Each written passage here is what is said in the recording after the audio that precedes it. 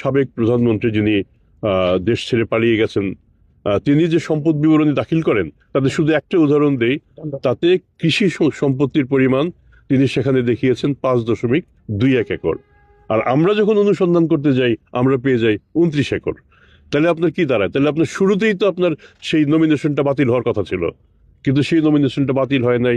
বাতিল না হয়ে তিনি এমপি নির্বাচিত হন, প্রধানমন্ত্রী হন, তারপর টানা 14, 15, 16 বছর তিনি শাসন করে যান। তাহলে শুরুতেই যদি আমরা হাত দিতে পারতাম, আমরা দুদক এই কাজটা করেছিল, কিন্তু শেষ পর্যন্ত এটা বাস্তবায়ন করতে পারেনি। বলি প্রথমত, আপনার আপনার সম্পদ, আমরা তো সম্পদ বিবরণী চাচ্ছি। আমরা তো বাংলাদেশের সম্পদ কতটুকু সে কথা বলা হচ্ছে না।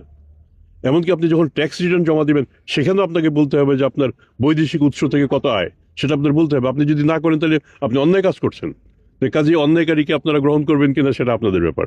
আর মনে করতে হবে দুদকের আমাদের কর্মক্ষেত্রে কতটুকু। আমরা কিন্তু পুলিশ না, আমরা কিন্তু অন্য কোনো সংস্থা না। আমাদের আমাদের মূল কাজটা হচ্ছে রাষ্ট্রীয় অর্থ, রাষ্ট্রীয় লোক আর মানি লন্ডারিং। মূলত এই কাজগুলির মধ্যে আমরা আমরা থাকি। এখন যদি কারো অনুপার্জিত অর্থ থাকে, সেটা আমাদের কাজের অন্তর্ভুক্ত। তা আমরা তো আলাদাভাবে কে কোন দল করলো, কে কোন পার্টির, কে কার পেশা কি, কে রাজনীতিবিদ, কে অন্য পেশার, এটা খুব বিবেচ্য না। আমাদের বিবেচ্য হচ্ছে তিনি আমাদের যে শিডিউল, এই শিডিউলে তিনি অপরাধী কি না। যদি সেই শিডিউলে অভিযোগ পাই, অভিযোগ যদি প্রমাণিত হয়, আমরা আমাদের সাধ্যমতো কাজ করি। এবং এটাও মনে রাখতে হবে, আমরা কিন্তু বিচারকারী না। বিচার করে কে? আদালত। আপনি যে প্রসঙ্গটা উত্থাপন করলেন, এটার সাথে আমি সম্পূর্ণ একমত। আমাদের জনবলের শুধু ঘাটতি না, জনবলের যে এক্সপার্টিজ, সেটারও ঘাটতি আছে। এখন ধরেন অপরাধের ধরন তো অনেক বদলে গেছে। আমি জীবনে এর আগে কখনো ক্রিপ্টোকারেন্সির নামই শুনতাম না, শুনি নাই।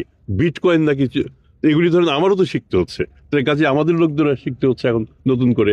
প্লাস এটাও সত্যি, আমাদের রাষ্ট্রীয় যে অর্থ কাঠামো, সেটার দিকে তো একটু খেয়াল করতে হবে যে আমাদের পক্ষে কতটুকু করা সম্ভব।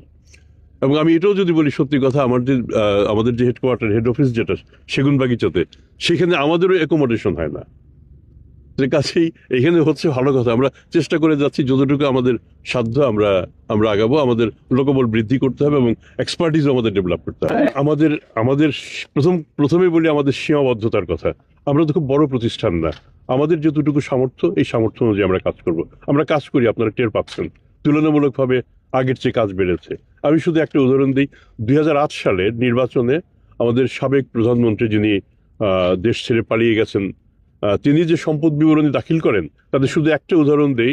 তাতে কৃষি সম্পত্তির পরিমাণ তিনি সেখানে দেখিয়েছেন 5.21 একর। আর আমরা যখন অনুসন্ধান করতে যাই আমরা পেয়ে যাই 29 একর।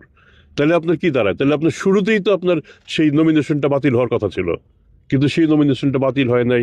বাতিল না হয়ে তিনি এমপি নির্বাচিত হন, প্রধানমন্ত্রী হন, তারপর টানা 14, 15, 16 বছর তিনি শাসন করে যান। তাহলে শুরুতেই যদি আমরা হাত দিতে পারতাম, আমরা দুদক এই কাজটা করেছিল, কিন্তু শেষ